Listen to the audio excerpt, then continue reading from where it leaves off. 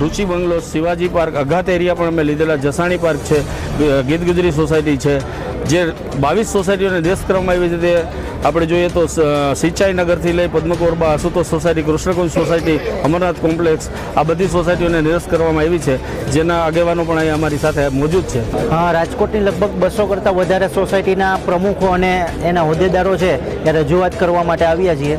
અને મુખ્ય માંગણીની વાત કરવામાં આવે તો સંધારાનો સમયગાળો જે છે એ વધારવામાં આવે એ મુખ્ય માંગણી છે. જે પણ કંઈ સમયગાળો જે છે, મર્યાદિત સમયગાળો જે હતો, એ સમયગાળામાં 10 વર્ષથી વધારેનો સમયગાળો અમને બધાને મળે એવી જ અમારી એક નમ્ર કલેક્ટર સાહેબને અમારી વિનંતીના ભાગરૂપે અમે બધા અહીંયા એકત્રિત થયા છે અત્યારે. અને આવનારા સમયની અંદર આ જે પણ કંઈ સમયગાળો જે છે વધારવાનું એક જ કારણ છે કે સુલે અને શાંતિ એ અમારા હિન્દુઓના વિસ્તારની અંદર એ જળવાઈ રહે, અને અમારી એ સેફટી માટે અમે બધા અહીંયા 200થી વધારે સોસાયટી ધારકો અહીંયા એકત્રિત થયા છીએ. અમારી તમામ માહિતીથી અપડેટ રહેવા માટે જોડાયેલા રહો S9 ન્યૂઝ સાથે.